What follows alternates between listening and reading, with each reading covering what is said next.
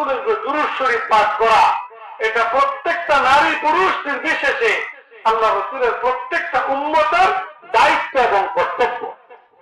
তো প্রতিদিন আমরা আমাদের সুবিধা মতো সময়, সেটা সকালবেলা হইতে পারে, সন্ধ্যাবেলা হইতে পারে, কোন সময় সকালবেলা না পড়তে পারলে অন্য সময় হইতে পারে, প্রতিদিন কমপক্ষে কতবার?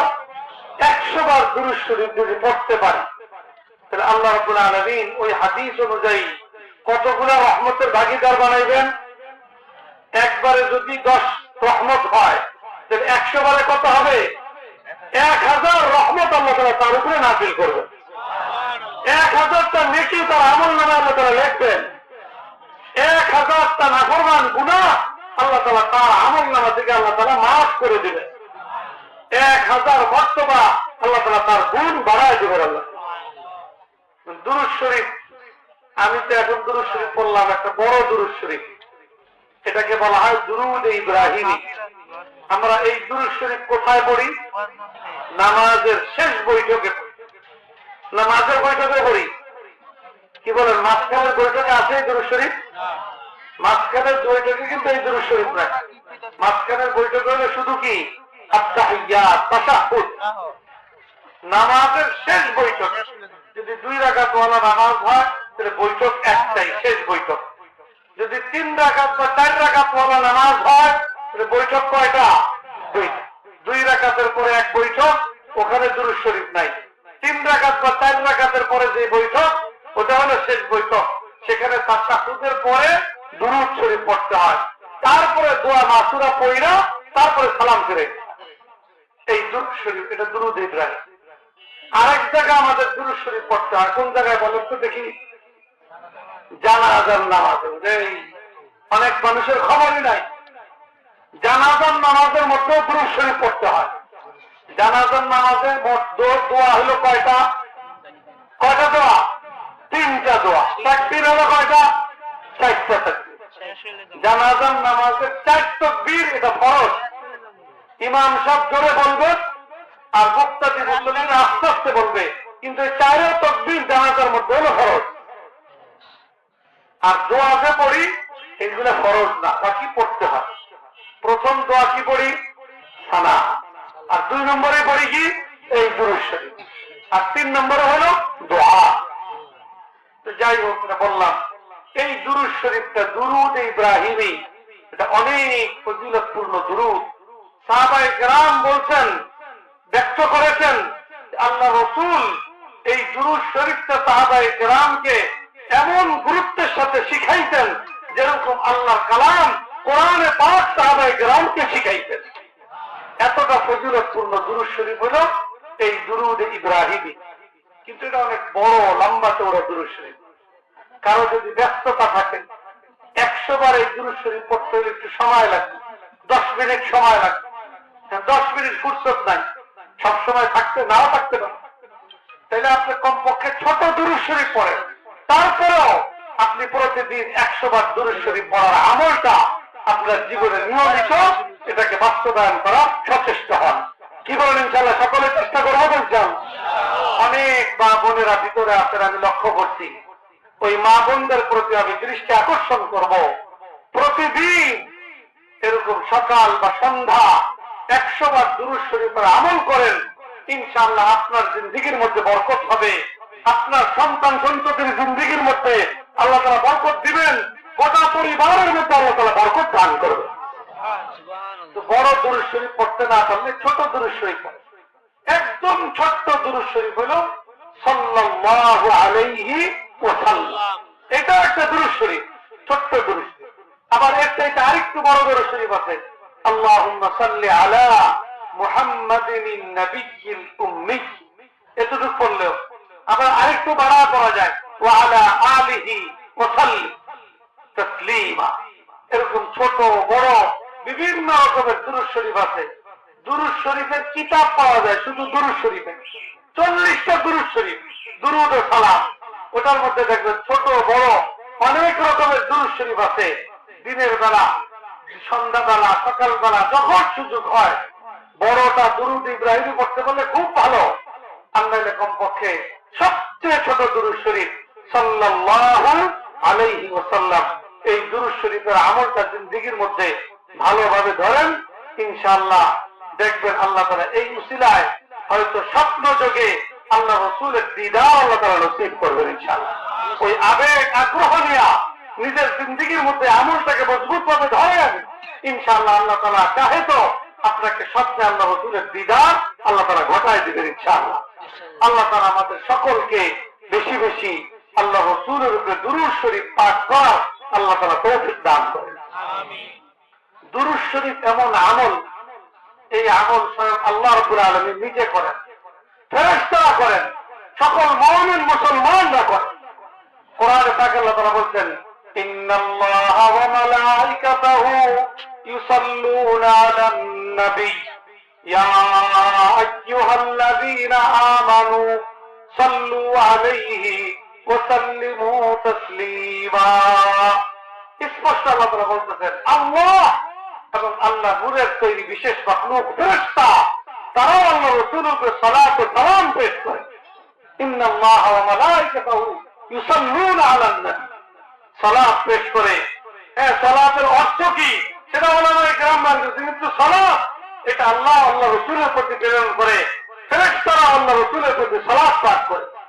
আর মুমিনদেরকে আল্লাহ রাব্বুল আলামিন নির্দেশ দিয়েছেন, ও মুমিনরা তোমরা যদি আল্লাহর নৈকট্য লাভ করতে চাও, আল্লাহ রাসূলের পেয়ারা উম্মত হতে চাও, তাহলে আল্লাহ রাসূলের উপর নিয়মিত তুমি দুরূদ শরীফের আমল করতে থাকো।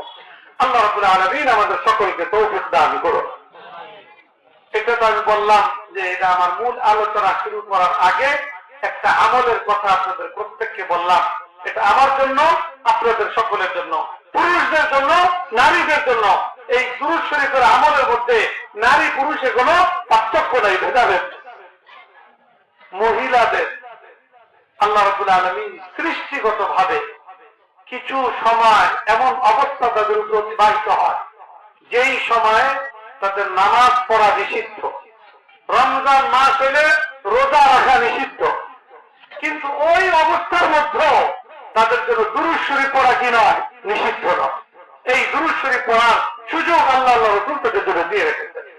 এই জন্য নারী পুরুষ নির্বিশেষে আমরা আল্লাহ রাসূলের দুরূদ শরীফের এই আমলটা নিয়মিত অত্যন্ত মুহাব্বতের সাথে, আগ্রহের সাথে আমরা ইনশাআল্লাহ আল্লাহ রাসূলের উপরে দুরূদ শরীফে আমল করব। কি বলেন ইনশাআল্লাহ? আল্লাহ রাসূলের উপরে মুহাব্বতের সাথে যদি দুরূদ শরীফ পড়তে চাই, আল্লাহ রাসূলের মুহাব্বত এটা একজন মানুষকে কোন মর্তবায় যে পৌঁছায় দিতে পারে এটা আমরা কল্পনাও করতে পারি। একটা ঘটনা শোনায়, হাদিসের একটা ঘটনা। আল্লাহ রাসূল এরকম সাহাবায়ে কেরামের একটা মজমা করতেছিলেন। এই মজমার মধ্যে একজন গ্রাম্য সাহাবী এসে উপস্থিত হয়েছে। গ্রাম্য সাহাবী আল্লাহ রাসূল আলোচনা শুনতেছেন। আগে পরে বিভিন্ন সময় ওই সাহাবী কিয়ামতের কথা শুনছে। কিয়ামত, আপনারা কিয়ামতের কথা শুনছেন না? কিয়ামত কবে হবে জানেন? কেউ জানে? কিন্তু জানার তো আগ্রহ আছে সবার মধ্যে, ঠিক না? কিন্তু আল্লাহ রাব্বুল আলামিন কোরআনে কারীমে আল্লাহ রাসূল হাদিসের মধ্যে জানায় দিতেন যে কিয়ামত কবে সংঘটিত হবে এটা একমাত্র জানেন কে? আল্লাহ। আল্লাহ কোন নবী রাসূল, কোন ফেরেশতা, কোন ওলি আউলিয়া, গাউস কুতুব আল্লাহ তাআলা কাউকে কবে সংঘটিত হবে এটা আল্লাহ রাব্বুল আলামিন জানান। তবে আল্লাহ তাআলা এই ঘোষণা দিয়ে দিয়েছেন, ওয়া আন্নাস সাআতা আতিয়াতুল লা রাইবা ফিহা, কিয়ামত অবশ্যই আসবে একদিন। কেউ এই সন্দেহ যদি করে যে কিয়ামত আসবে, হুজুররা তো বলতেছে কত বছর ধরে, আমি আমার ছোট বয়স থেকে শুনতেছি কিয়ামত আসবে, কিয়ামত আসবে, 100 বছর হায়াত পার করলাম, এই 100 বছর ধরে খালি শুনতেছি কিয়ামত আসবে, ওই কিয়ামত আসলো না। এখন কারো ভিতরে যদি এই কিয়ামত সম্পর্কে সন্দেহের সৃষ্টি হয়, কিয়ামত কি আসলে আসবে, এরকম সন্দেহ যদি কোন মুমিনের মধ্যে হয়, তাহলে তার ঈমান থাকবে? ঈমান থাকবে না। কারণ আল্লাহ কোরআন সুস্পষ্টভাবে ঘোষণা করেছে, ওয়ান্নাস সাআতা আতিয়াতুন লা রাইবা ফিহা, যে কিয়ামত অবশ্যই আসবে, এই ব্যাপারে কোন ধরনের সন্দেহের কোন অবকাশ নেই। যাই হোক, কিয়ামত আসবে, কিন্তু কিয়ামত কবে আসবে এটা আল্লাহ তাআলা জানেন। গ্রাম্য সাহাবী অত বেশি কিছু তো ইসলাম সম্পর্কে জানে না, বুঝে না। সে আগে করে কিয়ামতের কথা শুনছে, ভয়াবহতার কথা শুনছে কিয়ামতের। আল্লাহ রাসূলের কাছে দাঁড়ায় প্রশ্ন করছে, ইয়া রাসূলুল্লাহ, কিয়ামতের কথা তো শুনি, তো আপনার কাছে একটু জানতে আগ্রহ হয় যে কিয়ামত কবে আসবে।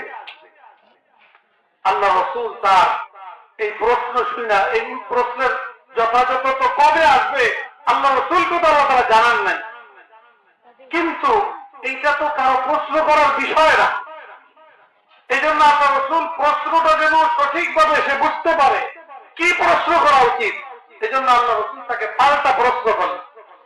তুমি যে কিয়ামত সম্পর্কে প্রশ্ন করতেছ, আসলে তো কিয়ামত এমন এক বিষয় যে যেই কিয়ামতের জন্য প্রত্যেকের অনেক প্রস্তুতি নেওয়া দরকার। অতএব তোমার তো প্রশ্ন করা উচিত ছিল, ইয়া রাসূলুল্লাহ, আমি কিয়ামতের জন্য কি প্রস্তুতি নিব। তো তুমি তো এই প্রশ্ন করলাম, এই জন্য আল্লাহ রাসূল তাকে পাল্টা প্রশ্ন করে তাকে প্রশ্ন শিখাই দিতে চাইলেন যে তুমি তো কিয়ামত কবে হবে জিজ্ঞেস করতেছ, কিয়ামতের প্রস্তুতি তোমার কি আছে। এই আল্লাহ রাসূল এই প্রশ্নটা তাকে করলেন। গ্রাম্য সাহাবী, সে সাদা সিধা মানুষ, আল্লাহ রাসূলকে সোজা সাপটা উত্তর দিল যে ইয়া রাসূলুল্লাহ, আমি একজন গ্রাম্য মানুষ, অনেক বেশি নামাজ পড়বো, নফল নামাজ পড়বো, দান খয়রাত করবো, বেশি বেশি নফল রোজা রাখবো, এটা তো আমার পক্ষে সম্ভব না। আমাকে গায়ে খাইতা কাজ করে আমার দুনিয়ার জীবন চালাইতে হয়।